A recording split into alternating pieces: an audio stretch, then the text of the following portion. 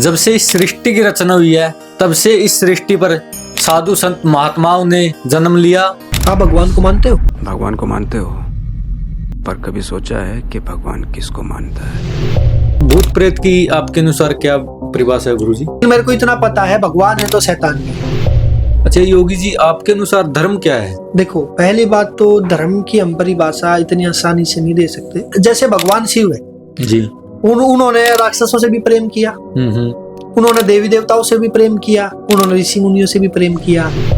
मैंने कुछ गलत किया हाँ, तो उसको मेरे बच्चे भुगतेंगे। भगीरथ जी गंगा ले आए थे, कैसे लेके आए बताओ मेरे को? वो कर्म का बोध हर किसी को भोगना पड़ेगा भाई, चाहे उसमें साधु हो और चाहे कोई हो। आपने किस उम्र में भगवा धारण किया था गुरुजी? भाई 17.5-17 की उम्र होगी शायद। तो परिवार वालों ने नहीं रोका? तो किसका परिवार क्या अगर भाई बाबा जी बन जा।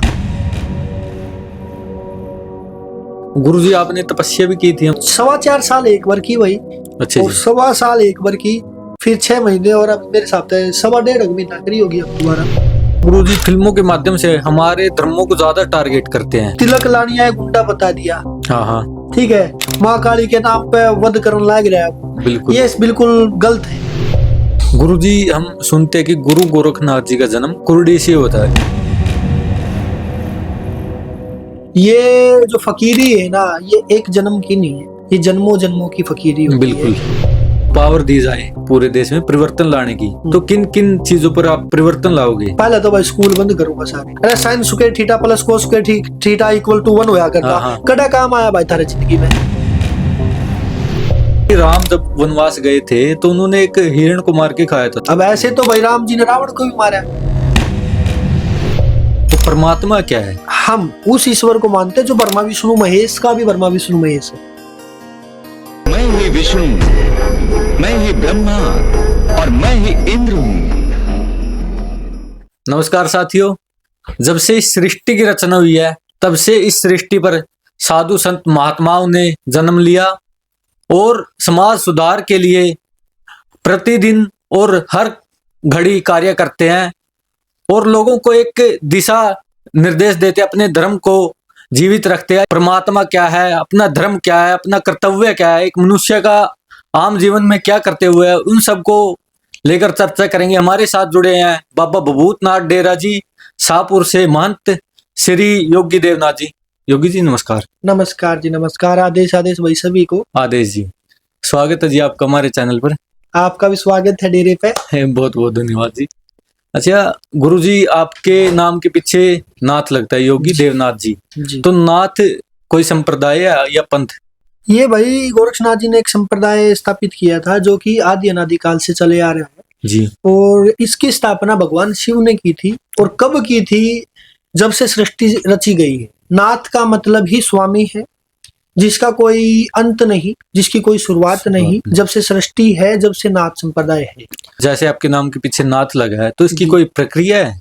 देखो, जो व्यक्ति नाथ संप्रदाय से जुड़ता है यानी गुरु से जुड़ता है जी बिल्कुल, और गुरु उसको संन्यास मार्ग में लेके जाता है और उसको दीक्षा देता है जब नाथ लगाया जाता है। बिल्कुल। और संन्यास में भी 2 मार्ग है, पहले है उगड़, दूसरा है दर्शनी, जिसके कान में कुंडल होता है। अच्छा जी, ठीक है, तो दोनों के पीछे नाथ लगाया जाता है क्योंकि जो वो गुरु से एक परंपरा से जुड़ गया। जैसे आपका गोत्र है, ठीक है, तो गोत्र बाप जब माँ एक बच्चे को जन्म देती है तो बाप का गोत्र लगाया जाता बिल्कुल है। बिल्कुल। तो ऐसे ही एक गुरु अपने शिष्य को जब पैदा करता है, जब नाथ शब्द लगाया जाता है उनके पीछे। और नाथ का मतलब स्वामी है। और भाई नाथ संप्रदाय कब हुआ?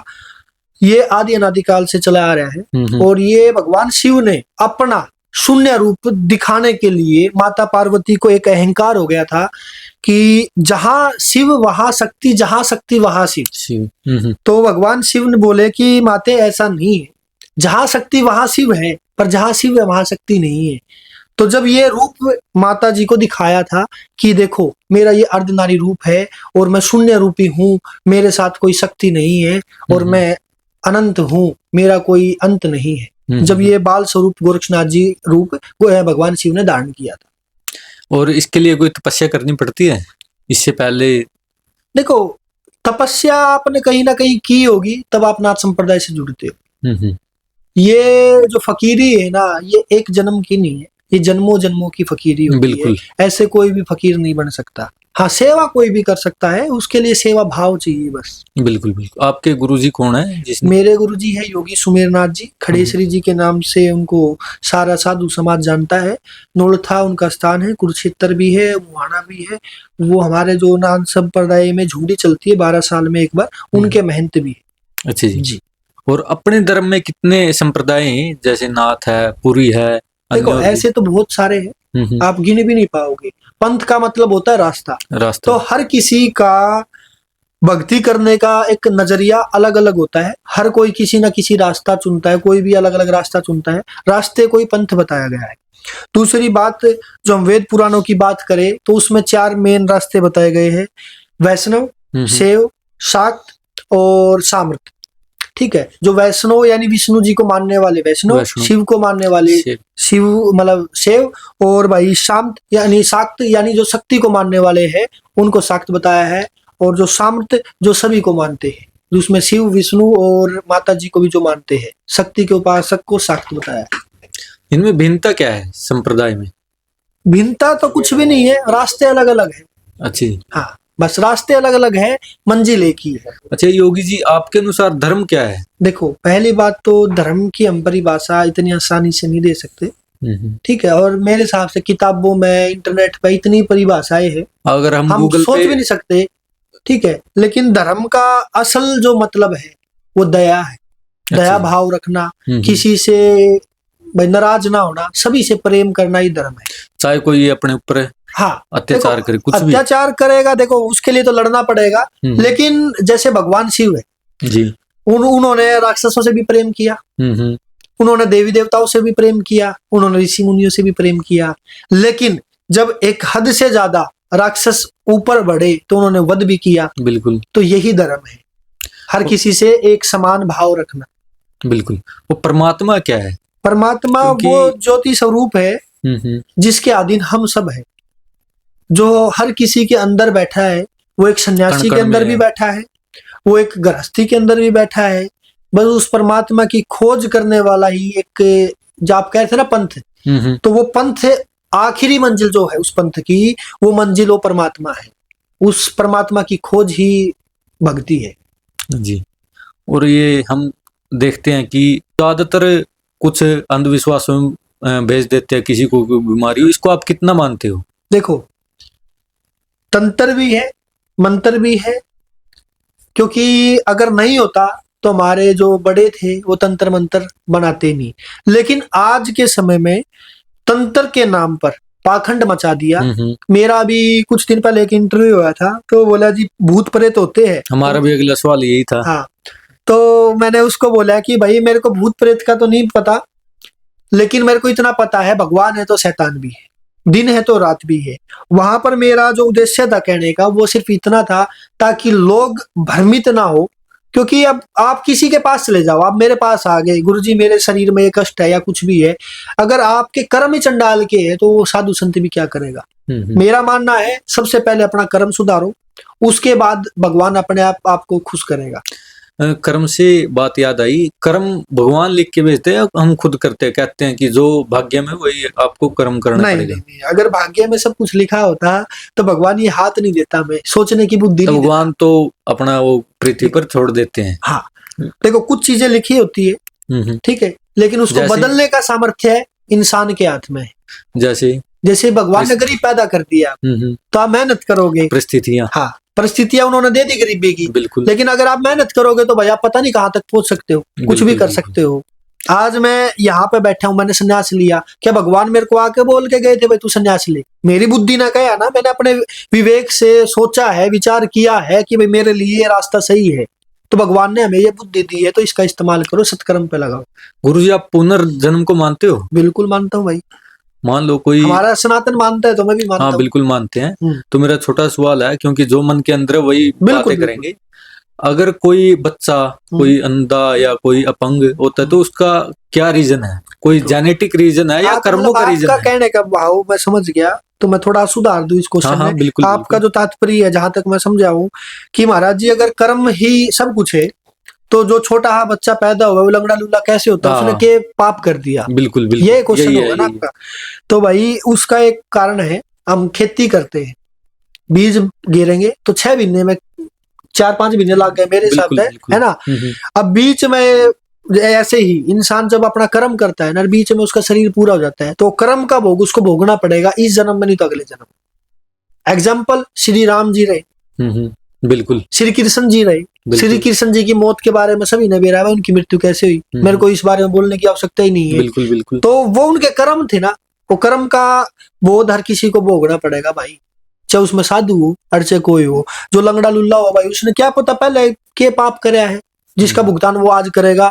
दूसरी, उसके माँ बाप के भी कर्म अड़ते हैं, केवल एक व्यक्ति का नहीं। आज आप यहाँ पे बैठे हो तो कहीं ना कहीं हमारा कोई संजोग था, आप यहाँ पे बैठे हो। बिल्कुल, मेरे ये बात समझ नहीं आई, माँ बाप के क्या कर्म कैसे अटते हैं? जैसे जो हमारे पूर्वजों ने किया, मान ले मेरे अच्छे कर्म नहीं है, ठीक है, जैसे मैंने कुछ गलत किया, हाँ, तो उसको मेरे बच्चे भी भुगतेंगे? बिल्कुल भुगते हैं।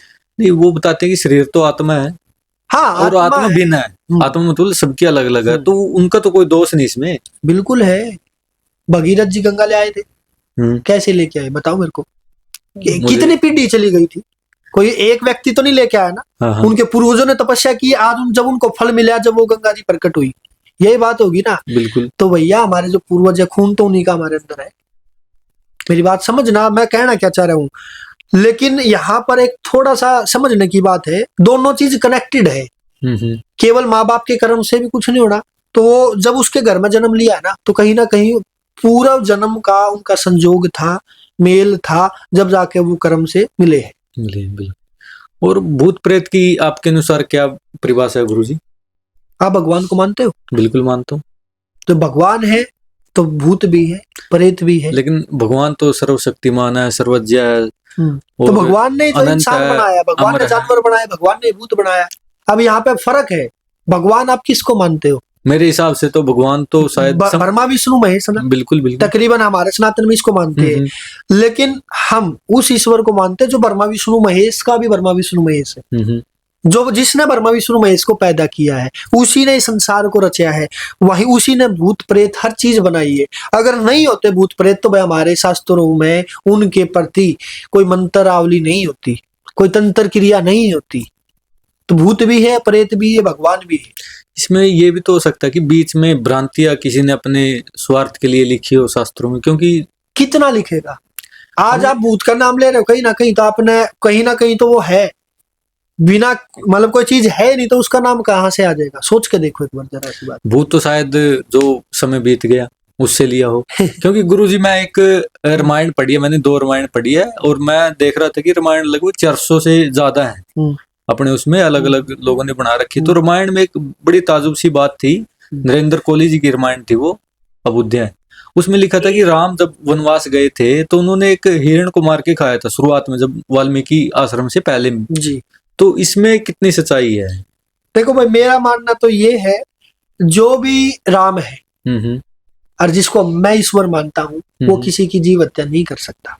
क्योंकि मेरा मानना है, जब वो भगवान है जो ईश्वर का रूप है, तो वो दूसरे ईश्वर के रूप को कैसे मार के खा सकता है? मेरा मानना तो ये है, कोई भी हमारा भगवान कभी भी बलि या ऐसे वध करने की क्षमता नहीं रखेगा। अब ऐसे तो भाई राम जी ने रावण को भी मारा, बिल्कुल, लेकिन वो धर्म के लिए मारा, लेकिन किसी कारण है। हाँ, धर्म के लिए, क्योंकि वो धर्म के साथ छेड़खानी कर रहा था। बिल्कुल, वो हिरण थोड़ी कुछ कर रही थी। बिल्कुल, ये लोगों ने बनाई हुई बातें हैं, तो भ्रांतियां है। हाँ बिल्कुल। और विडंबना ये है कि मैं एक गीता है यथार्थ रूप है, उसमें एक श्लोक था मेरे फोन में भी, मैं आपको बाद में दिखाऊंगा।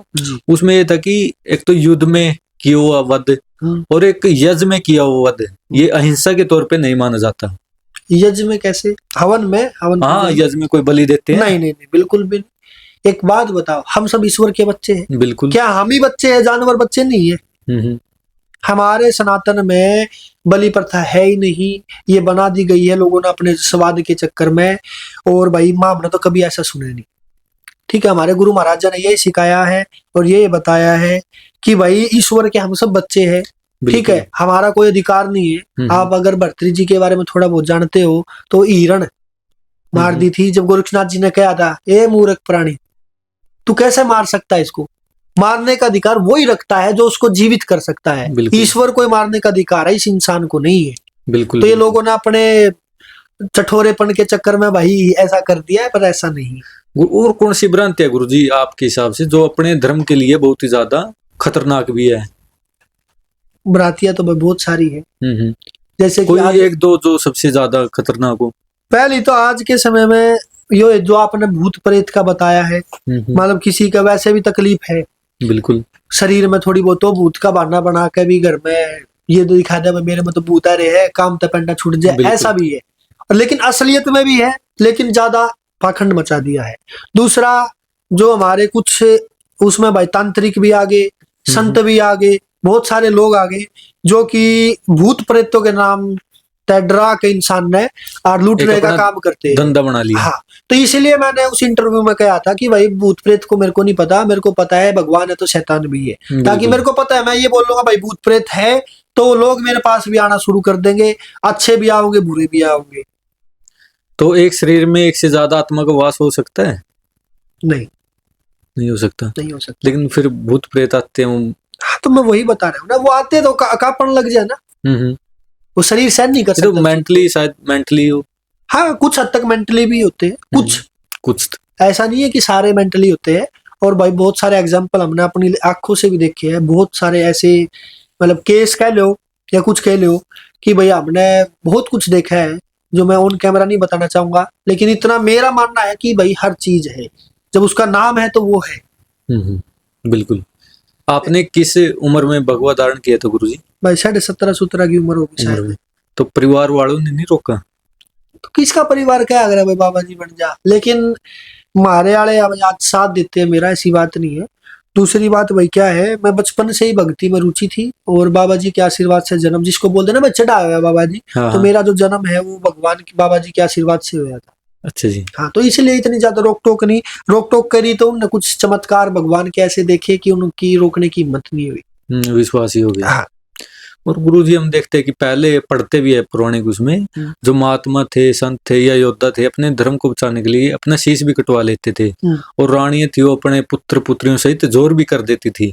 अब मैं एक वीडियो सोशल मीडिया पे देख रहा था पीछे, ये क्रिसमस डे की थी 25 तारीख की, उसमें हजारों लाखों की संख्या में चंडीगढ़, पंचकूला, ये अपने जो और डिस्ट्रिक्ट अम्बाला साइड, इसमें लोग ईसाईकरण या धर्म परिवर्तन बहुत ज्यादा जोरों पर है।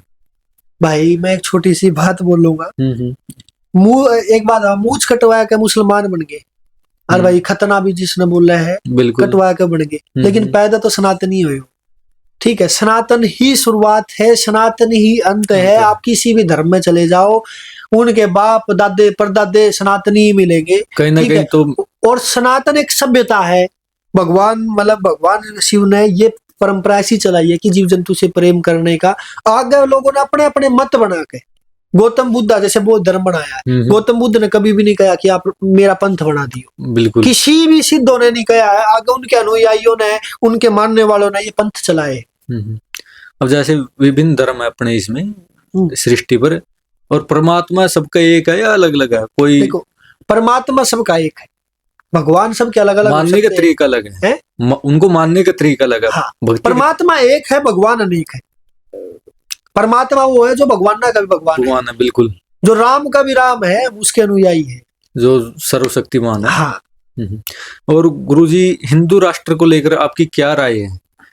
भाई बनना चाहिए, हिंदू राष्ट्र बनेगा, हक भी है। हाँ बिल्कुल हक है। आज नेपाल हिंदू राष्ट्र के नाम से जाना जावा है, ठीक है, तो भारत भी बनेगा। अब वो छोटा सा देश होकर हिंदू राष्ट्र बन गया, लेकिन आज बड़ा बौद्धिज्म ज्यादा है, फिर भी हिंदू राष्ट्र है। बिल्कुल, इसको किस रास्ते को अपनाना चाहिए जो आपके हिसाब से ये सही हो? राजपाट संतों के हाथ में आना चाहिए। दूसरी बात, जो हमारे मठ मंदिर गवर्नमेंट के अधीन है, वो संतों के अधीन होना चाहिए, जिससे कि हमारे मतलब सनातन का प्रचार और बढ़े। बिल्कुल, जब जाके ही हिंदू राष्ट्र हो सकता है। अगर आपको पावर दी जाए पूरे देश में परिवर्तन लाने की, तो किन किन चीजों पर आप परिवर्तन लाओगे? पहले तो भाई स्कूल बंद करूंगा सारे। रीजन है, स्कूल में जो मारता पढ़ाया जावा है ना, वो मेरे हिसाब से आज तक जिंदगी में किसी के काम नहीं आया होगा। शिक्षा पद्धति शुरू से ही गलत थी। हाँ, वो अंग्रेजों ने बना दी। पहले हमारे गुरुकुल होया कर दे, जीवन जीना सिखाया कर दे। आज के समय में हमारे जितने भी नए बालक है ना, छोटे तक लेकर बड़े तक, सब मेंटली डिस्टर्ब है, क्योंकि उनको प्रेशर इतना डाल दिया गया। अरे sine square theta plus cos square theta equal to 1 होया करता। कड़ा काम आया भाई थारे जिंदगी में? बता दो मेरे तय। कहीं भी नहीं आया। ए प्लस बी का होल स्क्वायर का फार्मूला कदे जिंदगी में काम आया है? बिल्कुल भी नहीं। तो भाई उनका फायदा क्या है हमारे जिंदगी में है? अब कई मतलब पीढ़ी दर कुछ काम कर रहा था, कोई मूर्ति बनाया करता, कह दिया भाई 18 साल का नहीं होगा, मूर्ति नहीं बनानी, काम नहीं कर सकता। अरे उनकी पुरानी जो पीढ़ी दर पीढ़ी बीतेगी वो काम भी नहीं सीख सकता वो व्यक्ति। ऐसा मतलब हमारा जो सिस्टम ऐसा बना दिया, ठीक है। इस पढ़ाई को बंद करके हमारी जो गुरुकुल परंपरा है उसको चलाना चाहिए, सनातन का विस्तार करना चाहिए, सनातन को बढ़ाना चाहिए, वेद शास्त्रों का अध्ययन करना चाहिए। आप वेदों को पढ़ो, आप मेंटली डिस्टर्ब हो ही नहीं सकते, आपके जीवन में कभी भी मेंटल स्ट्रेस नहीं आएगा। बिल्कुल बिल्कुल। कारण है क्योंकि वो जीवन जीना सिखाते हैं। कैसे पैसा भी ये भी बताते हैं भाई पैसा कैसे कमाना है, कितना कमाना चाहिए। लेकिन आजकल तो हम मूर्ख बन रहे हैं, हमने ज्ञान नहीं रहा। एक आम मनुष्य को अपने जीवन में क्या क्या ये करने चाहिए कि एक धर्म को, गृहस्थी को, हाँ गृहस्थ को भाई एक नारी सदा ब्रह्मचारी, एक आहार सदा फलाहार। जो व्यक्ति एक नारी से संबंध रखता है वो ब्रह्मचारी के समान रहता है, और जो एक समय अन्न खाता है वो फलाहारी जैसा रहता है। उसके अंदर वो तप, वो ब्रह्मचारी की शक्ति उसके अंदर आएगी। दूसरा, उसके अंदर दया धर्म होना चाहिए और अपने सनातन का मान सम्मान होना चाहिए। सनातन के लिए ऐसा होना चाहिए कि वो गर्दन भी कटवा सके। बिल्कुल बिल्कुल। और साधु संतों की सेवा करने आड़ा मतलब होना चाहिए भाई, ये बात है। योगी जी, हमारा धर्म सबसे पुराना है जब से सृष्टि की रचना हुई है, लेकिन ऐसी क्या आपत्ति आई थी या विडंबना आई थी जो धर्म परिवर्तन हुआ? तो ये लोगों ने अपने अपने भगवान को और अपने रास्ते चुन लिए बड़ा बनाने के लिए, कि आज मान ले मैं नाथ संप्रदाय से निकल कर मैं अलग पंथ बना दूं अपनी हवा के चक्कर में, ठीक है, बस और कुछ भी नहीं। वो कितना भी किसी धर्म में चले जाओ, वो सनातन को मानने वाले कहीं ना कहीं है। उनको पता है सनातन ही सत्य है। और गौ रक्षा को लेकर आपका क्या कहना है? गऊ की रक्षा होनी चाहिए, मैंने बताया ना। नहीं, किस तरह से होनी चाहिए? मतलब बहुत से तो बोलते हैं कि गौ रक्षा के ही आड़ में धंधा बना लिया या अपने निजी काम निकलवा रहे हैं। देखो, कुछ लोग कर भी रहे हैं, पर कुछ बहुत से लोग हैं जो सेवा भी कर रहे हैं भाई। तो इसके बारे में मैं ज्यादा नहीं बोलूंगा, क्योंकि मेरी तीखी जबान है, कैया का चुभ जाएगी। अरे सही, सच्ची बात तो चुभने दो गुरुजी, आप बोलो। देखो भाई, गौ माता चिल्लाने से कुछ नहीं होगा, उसके लिए लड़ना पड़ेगा, बहुत तगड़ा लड़ना पड़ेगा, और सबको एक होना पड़ेगा। अब कोई मुद्दा था, मैं किसी के बारे में नहीं बोलूंगा, तो किसी ने गौ माता के बारे में पता चल गया, वो खबर फैल गई, तो उसके सहयोग में दूसरा कोई व्यक्ति आ रहा था तो उसको रोक दिया गया। अच्छा, हाँ भाई, तू नहीं आओगा, क्योंकि उसका नाम हो जाएगा। अब उसका नाम होगा तो उसका नाम कम हो जाएगा, लेकिन ये नाम कमाने के चक्कर में ही गौ सेवा बहुत सारी रहेगी। लेकिन हमारे कुछ बहुत अच्छे गौ भगत भी है जो गौ की रक्षा करते हैं। इसको हम कैसे, जैसे अब सड़कों पे देखते हैं गौ माता की एक के उधार है भाई, सबको पहले तो एक होना पड़ेगा। छोटा बड़ा भूल के कोई जो छोटा गौ भगत हो चाहे बड़ा गौ भगत हो, उन्हें एक होना पड़ेगा। दूसरा, गौ माता के बीज सुधार पे अगर हम काम कर देंगे, यह बात करवाना चाहते ना, तो बिल्कुल बिल्कुल तो भाई गौ माता के बीज सुधार पर हम काम कर देंगे। बीज सुधार का मतलब है, अगर हमारी गौ माता 10 लीटर 15 लीटर 20 लीटर दूध देवेगी, तो भाई गौ माता की रक्षा अपने आप ही होगी। गरीब से गरीब भी उसकी रक्षा के लिए अस्त्र शस्त्र ठावेगा। कारण है, जब उसको दूध मिलेगा, उससे आय मिलेगी, उससे पैसा आएगा उसके पास, तो वो अपने आप पे उसको गौ माता को घर में रखेगा। बिल्कुल, वो छोड़ा ही नहीं गा भाई उसने। गुरुजी, आपका स्टोर भी है आयुर्वेदा का? मेरा नहीं है भाई, वो सेवक भक्ता का है। अच्छा, हाँ, किन जैसे अब आप हो, हाँ, ठीक है, अब आप मतलब बोल दो गुरुजी हम ये काम शुरू कर रहे हैं, आपका सहयोग चाहिए, मैं बिल्कुल भाई। तो उन्होंने ऐसे शुरू किया, फार्मूले मेरे दिए हुए हैं। अच्छा, खुद की बनाई हुई दवाई है वो? मेरी तो क्या है भाई, ये तो हमारे सनातन की खोज है। अच्छा जी। हाँ, ये तो वेद शास्त्रों में हमारे भाई जड़ी बूटी ज्ञान है, वो थोड़ा सा हमारे पास था, तो थोड़ा सा हमने बड़े फार्मूले दे दिए। किन किन रोगों की है दवाई? सारे रोगों की है भाई। फिर भी कहेगा अभी। अच्छा, कहाँ पर अपने स्टोर? अलग अलग जगह इसराना है भाई। इसराना है। हाँ। और चलाते कौन, आप ही है अन्य वो? नहीं, अपने बच्चे चलावा। एक तो यो खड़िया रवि ये देखता है, और एक मोहित है, और एक सोनू है, वो थोड़ा देखते हैं। अच्छा गुरुजी, एक चर्चा हम लोगों में चलती है कि आजकल साधु संत बड़ी बड़ी गाड़ियों में घूमते हैं, जबकि पहले जिसने वस्त्र धारण कर लिए भगवा, वो अपने कुटिया में रहता था, सीमित का खान पान होता था। इस पर आप क्या कहना चाहोगे? यो भाई एक भ्रम है कि पहले साधु संत जंगला में रहा करते, हमारे संत राजगुरु होया करते। ठीक है, अगर मतलब ना वीडियो देखने वाला ना मेरा हो तो बता दूं, आप उदयपुर जाओ, चित्तौड़गढ़ जाओ, मैं हर बार ये बात कहता हूँ कि वहां के जो राजगुरु होया करते वो श्रीनाथ जी होया करते, नाथ अच्छा जी। संप्रदाय के होया करते। और जैसे ये भाई आए हुए हैं, आप इनसे भी पूछ लेना ऑफ कैमरा कि चित्तौड़ में राजगुरु कौन होया करे। आप मेरी बात समझे ना भाई, हाँ क्या कहना बिल्कुल चाह रहा हूँ। बिल्कुल बिल्कुल। और राजगुरु होने का मतलब क्या है भाई? राजा के गुरु है, तो राजा के गुरु है तो वो ही तो राजतंत्र कराया कर दे, वो ही तो धर्म का ज्ञान राजा को दिया कर दे। ठीक है, और उस समय भाई गाड़ी घोड़े को नहीं थे, हाथी होया कर दे, घोड़े होया कर दे, उन पर राजा चलाया कर दे। कुछ जो तपस्वी मूर्त होया थी वो पद यात्रा कराया कर दे, और आज भी ऐसे है। ठीक है, आज आप मैं कोई बिजनेस करके तो मैं गाड़ी ले लिया, थारे वर्ग के सेवक भक्ता ने दी होगी, और दी होगी तो मतलब मेरे और भी डेरे हैं, अब संत हो गए कम, मेरा जैसे पांची डेरा है, ठीक है 30 किलोमीटर है, अब मैं आड़े पैदल चालू भाई तो सांझ हो जाएगी, समय का बचाव भी है। बिल्कुल। देखो वो अपने ऊपर डिपेंड करता है। आज ये फोन है, आज फोन है तो लोग मेरे विचार सुन रहे हैं, बिल्कुल। मोबाइल है तो प्रेमानंद जी के विचार सुन रहे हैं, बिल्कुल बिल्कुल। मोबाइल है तो ओशो के विचार सुन रहे हैं। अगर मोबाइल नहीं होता तो कौन प्रेमानंद जी को जानता? कुछ लोग जानते, कौन मेरे को जानता है, किसी को भी जानता। तो मोबाइल के भाई अपने फायदे भी है और नुकसान भी है। बिल्कुल, इसका प्रचार प्रसार भी बिल्कुल बिल्कुल। और गुरुजी एक सवाल है कि एक आम मनुष्य का जीवन क्या है? मतलब भगवान ने उसको जन्म दिया तो उसके कर्म क्या है? केवल कमाना, खाना या पैसा, या उससे अलग भी कुछ करना चाहिए? सब बताई भाई इस बारे में, तो दोबारा फिर बताता हूँ। दया धर्म उसके अंदर होनी चाहिए सबसे पहला। इंसान जो है उसके अंदर दया धर्म होना चाहिए। बिल्कुल। ठीक है, दूसरा धर्म के लिए उसको हमेशा कुछ कार्य करना चाहिए, उसको भगवान के लिए और अपने आप के लिए कम से कम 24 घंटे में 10 मिनट तो निकालनी चाहिए, ताकि वो अपने आप को ढूंढने की कोशिश कर सके, कोई भी ईश्वर का जाप कर सके, नाम जाप कर सके। और अपने धर्म की प्रथम पुस्तक वेद को मानते हैं, तो वेद किसने लिखा? वेद तो भाई ईश्वरीय आप शब्द कह सकते हो, लिखने वाले तो देखो वो तेरे हैं, लेकिन मेरा जो मानना है वेद भगवान के मुंह से निकले हुए शब्द है। ठीक है, पुस्तक में तब्दील कैसे हुआ? ऋषि मुनियों ने करे हैं भाई। तो भगवान ने उनको बताया कि ये हाँ देखो, आज मैं कोई किताब लिखता हूँ, किताब का मतलब क्या है? अपना एक्सपीरियंस। बिल्कुल। तो मेरे को भी तो कहीं से वो ज्ञान मिला है। हाँ मेरी बात समझना।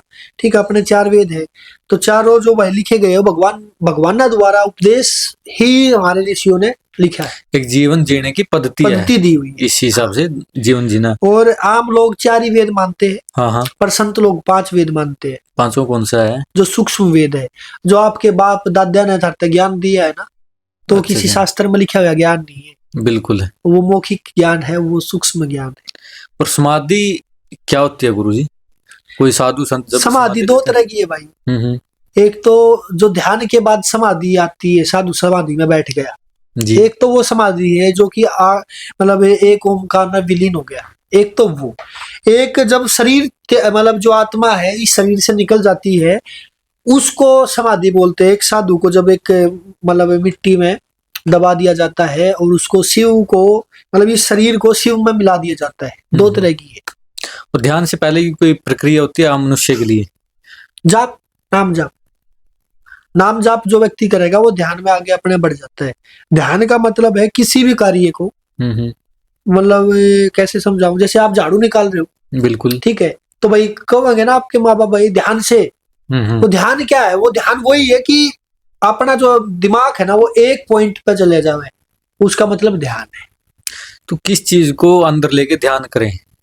कोई भी एक शब्द, कोई भी एक मंत्र, कोई भी एक देवता, किसी को भी। मान लो मेरा इष्ट देवता हनुमान जी है, तो मैं हनुमान जी का जाप करूंगा, उसका ध्यान करूंगा। अच्छा गुरुजी, हनुमान का जन्म कहाँ हुआ था? भाइयों तो मैंने भी नहीं बेरा होया कि था, क्योंकि मैं था ही नहीं उस टाइम। क्योंकि हमारे कैथल में बोलते हैं कि कैथल में होते भ्रांति है, और पूंछ है थी उसको।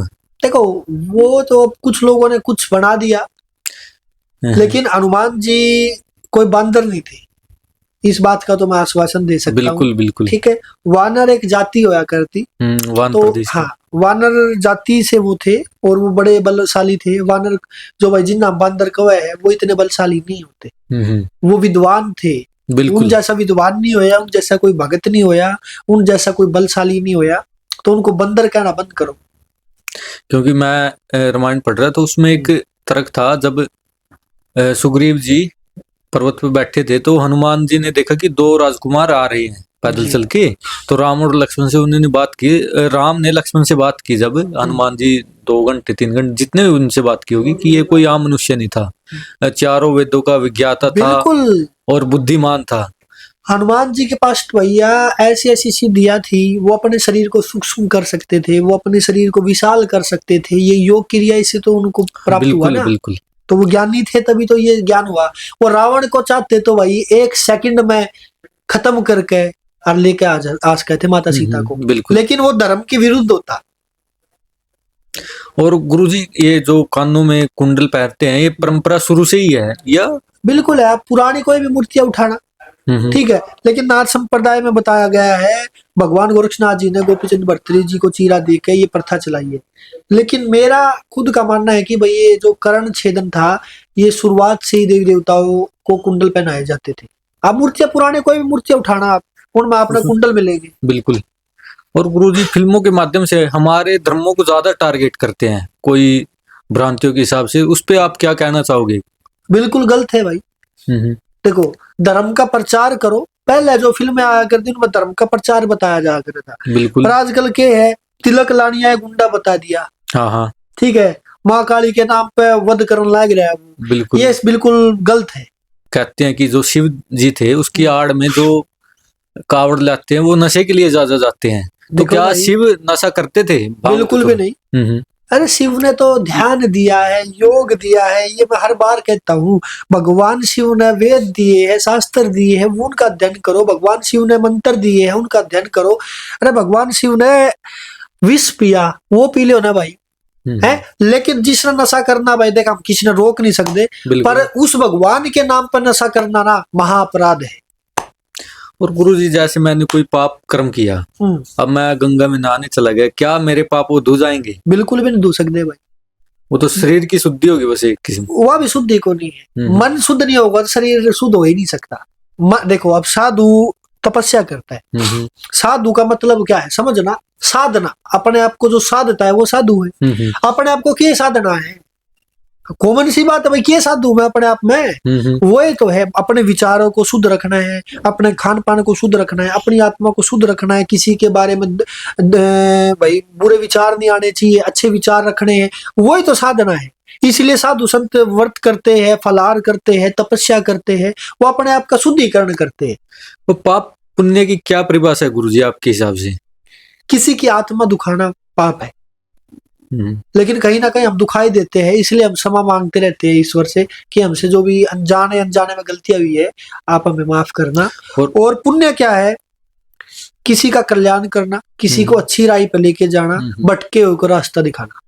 जैसे गुरुजी, मैंने मतलब कोई भी हो अपनी वो संपत्ति किसी को दान कर दे, किसी संस्था को लगा लिया, किसी भी जिसमें उसकी रुचि हो, क्या वो पुण्य में गिना जाएगा या? अगर उसका पैसा धर्म कार्य के लिए इस्तेमाल किया जाएगा तो भाई उसको पुण्य मिलेगा।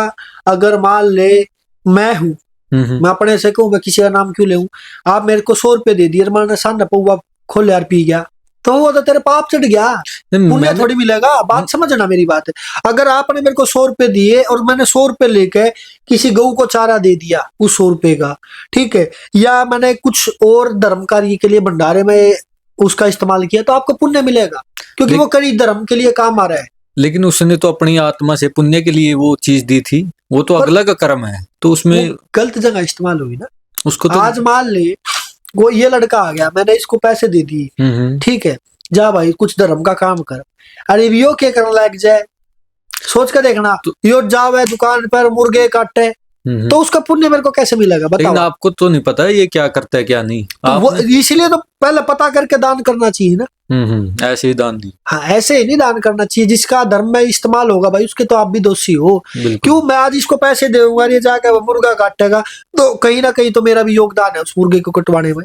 बिल्कुल बिल्कुल। तो पापी तो मैं भी हूं ना। तो धर्म दान पुण्य वहां करना चाहिए जहां जरूरत है। जरूरत है। ठीक है। आज लोग भाई बड़े बड़े मंदिरा में मठा में जाओगे, वो आड़ा पैसा चढ़ाओगे, अच्छी बात है, देखो भाई अपनी अपनी आस्था है। लेकिन मेरा मानना है जड़ा जरूरत है दान की धर्म की, वड़ा दान धर्म करना चाहिए। बिल्कुल। गुरुजी आप मूर्ति पूजा को मानते हो? बिल्कुल मानता हूँ भाई, बिल्कुल मानता हूँ। वो हमारा एक आस्था का प्रतीक है। लेकिन पहले अपने मूर्ति पूजा नहीं हुआ थी। जैसे कि नाथ संप्रदाय में भी अब होने लगी भाई, पहले नहीं थी। एक ओमकार को मानते थे या शिवलिंग को मानते थे या धुएं को। ठीक है, धुआं बड़ा पवित्र चीज है। वो दिखाता है बिल्कुल कि हर चीज को भस्म हो जाना है, इस अग्नि से ही खत्म होना है, इससे ही शुद्ध होना है। बिल्कुल। ठीक है। लेकिन मूर्ति पूजा भी गलत नहीं है। मूर्ति पूजा के बाद ही हम शून्य के द्वार तक जाते हैं। क्योंकि हमारे पहले तो भाई जो आज का इंसान है ना, उसको जो दिखता है वो उस पर विश्वास करता है। जब हमें कोई बोलेंगे ईश्वर दिखता है नहीं, तो विश्वास कैसे? तो मूर्ति दिखा, वो इसीलिए हमारे बड़ों ने एक रास्ता बना दिया, भाई तू मूर्ति देख ले, ठीक है, इसमें तेरी आस्था होगी। जब तू उसको भक्ति को आगे बढ़ेगा ना, तो मूर्ति पूजा तू छोड़ देगा, अपने आप छोड़ देगा। लेकिन इतनी देवी देवतियों की मूर्ति, तो ये आदमी की कला है क्या बनाने की? जैसे देवी की बना दी या किसी अन्य की बना दी? देखो कला तो नहीं है, वो एक रूप दे दिया। अब मान लो आज मैं नहीं हूं, कैमरे नहीं है मान ले, ठीक है, और कल को मेरे मानने वाला कोई भी व्यक्ति मेरी मूर्ति बनाऊंगा, तो वो सेम तो नहीं बना सकता। बिल्कुल। कुछ ना कुछ फेरबदल होगी। बिल्कुल। लेकिन वो व्यक्ति था तब, मतलब मैं था तब मेरी मूर्ति बनेगी, चाहे वो तिरछी बनाई हो चाहे कैसी भी बनाई हो। कैसी बनाई? यानी इसका मतलब भगवान थे तो उनका रूप बनाया है। किसी को दर्शन हुए, किसी को कुछ हुआ है, तो जो काल्पनिक नहीं हो सकता। एक जगह हो जाएगा, दो जगह हो जाएगा, इतने प्राचीन मंदिर है, वो काल्पनिक नहीं हो सकते। लेकिन भगवान का तो रूप ही नहीं होता, ना आकार होता, कोई निराकार भगवान होते। का, मैंने वही तो आपसे एक बात पहले भी बात चली थी, भगवान का आकार है। शिव और शंकर में भी अंतर है। आप शिव पुराण पढ़ी होगी आपने, तो उसमें शंकर शब्द ज्यादा आता है ना। और शिव कौन है? जो शंकर का भी शंकर है, वो शिव है, जिसका कोई रूप नहीं है, वो है ईश्वर। भगवान है जिसका रूप है। अच्छा, दोनों में भी फर्क है? बिल्कुल भेद है भाई। ब्रह्मा विष्णु महेश इनका रूप है, और जो इनसे जो पराशक्ति है उसका कोई रूप नहीं है। भगवान का अवतार कहते हैं, तो अवतार जन्म लेता है या कोई अन्य उसकी होती है? जैसे भगवान राम है, उसको भगवान का अवतार मानते हैं। श्री कृष्ण जी है योगी पुरुष, उनको अवतार मानते हैं।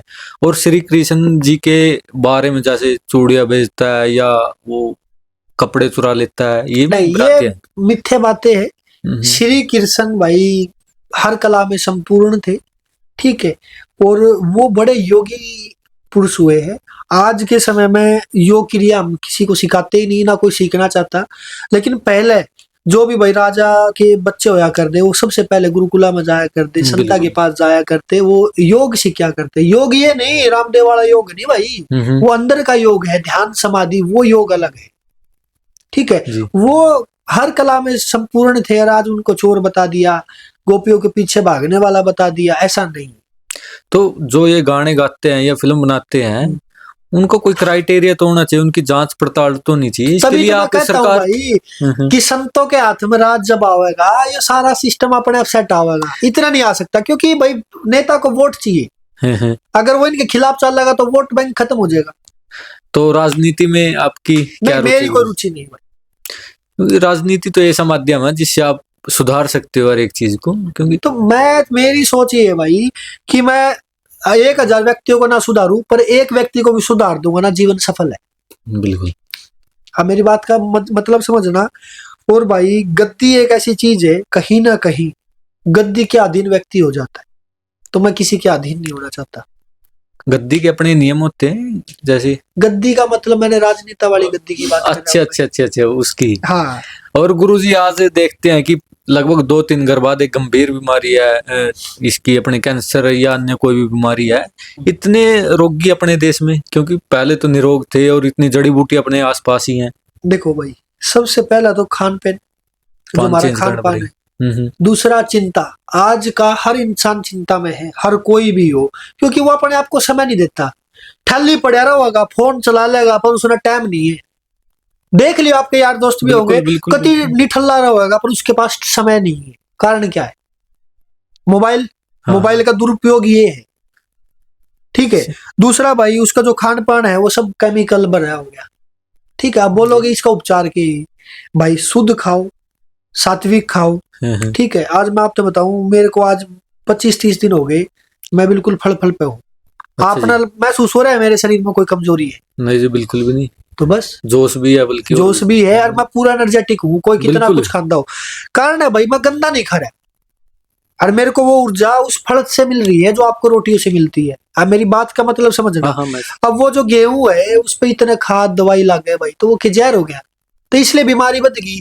दूसरा में प्रदूषण, पेड़ पौधे रहे नहीं, प्रकृति रही नहीं, प्रकृति को नष्ट कर रहे हैं, ठीक है भाई। तो इसके कई उपचार है। एक तो भाई प्रकृति का सुधार करो, पेड़ पौधे लगाओ। दूसरा, हमारा जो खान पान है जितना हो सके बिना केमिकल फ्री करो। बिल्कुल। गुरुजी, आपने तपस्या भी की थी, हम इनसे सुन रहे थे जब आपसे पहले यहाँ बैठे थे। खड़ेसरी की थी भाई, ढूंढे की भी करी है, तो मेन तो मेरा जोर खड़ेसरी पर रहता है। उसका कितना टाइम किया आपने? वो 4.25 साल एक बार की भाई। अच्छा, और 1.25 साल एक बार की, फिर 6 महीने, और अब मेरे साथ 1.5 महीना करी होगी अब दोबारा। इसके पीछे का कारण क्या है? ये हठ योग है, गोरक्षनाथ जी ने हठ योग पे थोड़ा ध्यान दिया है। और उसमें क्या होता है कि व्यक्ति को 24 घंटे लगातार 4 साल में खड़ा रहे। और मैं तो क्या भाई, हमारे गुरु जी 14 साल 7 महीने खड़े रहे थे। अच्छा जी। हाँ, तो उसमें क्या होता है, इंसान खड़ा रहेगा, पहली बात, एक बात की दर्द होगा शरीर में। जैसे कि एक इंसान को कांटा लगता है ना, और वो हे भगवान, हे माँ, वो अंतरात्मा से आवाज निकलती है। तो उस दर्द को भजन में परिवर्तन करना पहला काम। दूसरा, जब इंसान खड़े रहेगा, आपने पता होगा वीर्य यहाँ से चलता है ऐसे। बिल्कुल बिल्कुल, ठीक है। उस पारे को ऊपर चढ़ाने का काम योग से होता है। वो खड़ेसरी तपस्या में हम उसकी प्रैक्टिस करते हैं। और गोरक्षनाथ जी ने भी बहुत सारे भाई हठ योग किए हैं, उन्होंने रास्ता बताया है। तो वो गोरक्षनाथ जी की एक पद्धति है हठ योग की, तो वो बस छोटी सी सेवा हम कर लेते हैं। वो बीच में कभी ऐसा भी मन होता है कि बहुत हो गया? ना, बिल्कुल। मेरी तो 12 साल की इच्छा थी, पर गुरु महाराज के आदेश हो गए थे भाई कि बस तेरी तपस्या पूर्ण होगी, बैठ जा। तो गुरु आदेश सबसे ऊपर है। गुरु जी, हम सुनते हैं कि गुरु गोरखनाथ जी का जन्म कुरडी से हुआ था, इसमें कितनी सच्चाई है? ये भाई मिथ्या है। गोरक्षनाथ जी तो आदि अनादिकाल से है। गो का मतलब इंद्री, जो अपने इंद्रिया होती है। रक्ष का मतलब रक्षा करने वाले। गोरक्ष का मतलब है जो अपनी इंद्रियों की रक्षा करने वाले हैं। वो शून्य रूपी है, उसका कोई जन्म मरण नहीं है। और गुरु जी, हम तो गोरख बोलते हो और आप गोरक्ष, इसमें क्या तो असल तो गोरक्ष है, गोरक्ष ही बोला जाता है। तो जो ये गोरख बना दिया, कुरडी से निकलने वाला, ये सब मिथ्या बना दिया। अच्छा जी। और गुरु जी, गुरु गोरखनाथ जी के बारे में कुछ ऐसे बताएं जो उसने अपने समय में समाज को योगदान दिया, उसने अपने जीवन। देखो, एक तो जो खड़ी हिंदी बोली है वो उन्होंने दी है, ठीक है। दूसरा भाई, उन्होंने बहुत सारे पद्धति है, गोरखवाणी है, आप पढ़ सकते हो और पढ़नी चाहिए हर किसी ने। दूसरा भाई, जो खड़ी हिंदी बोली है वो उन्होंने दी है। उन्होंने योग दिया है, हठ योग दिया है। वो अपने आप की खोज कैसे करे, उन्होंने योग दिया है, हठ योग दिया है। और भाई, आप नेपाल में जाओगे तो आपको पता चला गोरक्षनाथ जी कौन थे। उन्होंने 12 साल तक वहां पे राज भी किया है। उन्होंने खूब सारे राजाओं को शिष्य बनाया है। उनका योगदान इतना है कि मैं अपनी जीभ से व्याख्यान भी नहीं कर सकता। वो तो ऐसे पुरुष हुए हैं, और आज भी है क्योंकि उनका कोई मरण नहीं है। वो तो जब तक इस सृष्टि रहेगी, जब तक गोरक्षनाथ जी रहेंगे। बिल्कुल बिल्कुल। और गुरु जी, अगर हमें अपनी सनातन सभ्यता देखनी है तो कहाँ सैर करनी चाहिए, कहाँ जाना चाहिए? तो मैं तो भाई यही सलाह दूंगा सभी से कि नेपाल जाओ, भूटान जाओ। मतलब आपने अपनी संस्कृति व मॉडर्न जो जमाना है, दोनों का एक कॉम्बिनेशन मिलेगा। और अपनी पुरानी सभ्यता आज भी नेपाल भूटान के अंदर जीवित है, अगर आपको देखनी है। अच्छा जी। जी। और गुरुजी, हम देखते हैं शिव पुराण में शिव को पहला बताते हैं, विष्णु पुराण में विष्णु को, और किसी भी देवता की देखते हैं। इसमें आपके हिसाब से क्या वो है? देखो, अब यहाँ पर क्या है, अब आम आदमी तो इसमें भी चल जाएगा, ठीक है, क्योंकि यार शिव पुराण में तो शिव जी सबसे पहले आए, विष्णु पुराण में विष्णु जी आए। तो भाई इसका लॉजिक की इतना सा है, वो जिस शिव की बात कर रहे हैं ना, वो शिव से भी परे शिव है, उस परमात्मा की बात कर रहे हैं। दूसरी बात, आज मैं शिव का उपासक हूँ या मैं हनुमान जी का उपासक हूँ, तो मेरे लिए सबसे बड़े शिव होंगे, या मैं हनुमान का हूँ तो मेरे लिए हनुमान होंगे। तो ऐसे ही ये जिसने भी लिखी है, तो उनके जो इष्ट है, किसी का शिव होगा, किसी का विष्णु होगा, लेकिन वो एक मूर्त नहीं है। वो जो शिव का भी शिव है, वहां पे उनका जिक्र है। अच्छा जी। जी और गुरुजी एक मंत्र उच्चारण करके झाड़ा लगाते हैं, जी, इसका कितना प्रभाव है? बिल्कुल प्रभाव पड़ता है भाई। जब वो मंत्र बनाए गए हैं तो उनका काम भी होगा, उनसे आराम भी होगा। और गोरखनाथ जी ने साबर मंत्र दिए हैं, तो उनके फायदे हैं तभी दिए हैं। और आज भी बहुत सारे ऐसे एग्जाम्पल्स हैं जिन मंत्रों से काम भी होते हैं, लेकिन वो अब बहुत कम रह गए, गुप्त रह गए। वो गुरुजी आपका डेरा एक तो यहाँ है, एक पांची पणची है, है जी। और डेरा बाबा भभूतनाथ जी के। भभूतनाथ जी। जी कौन थे? भभूतनाथ जी वही एक बहुत सिद्ध पुरुष हुए हैं। उन्होंने पूरे जीवन काल में किसी भी औरत की शिकल छाया नहीं देखी, झाड़ियों में रहकर उन्होंने तपस्या की है। और वो इतने बड़े हठ योगी हुए कि यहाँ पे बैठे बैठे भी वो कहीं का भी भ्रमण कर सकते थे। अच्छा जी। और कहते एक बार की बात है कि माता पार्वती और भगवान शिव उनके दर्शन करने के लिए आए थे कि भाई ऐसा कौन सा योगी हो गया जो कभी औरत की शिकल नहीं देखता। बिल्कुल।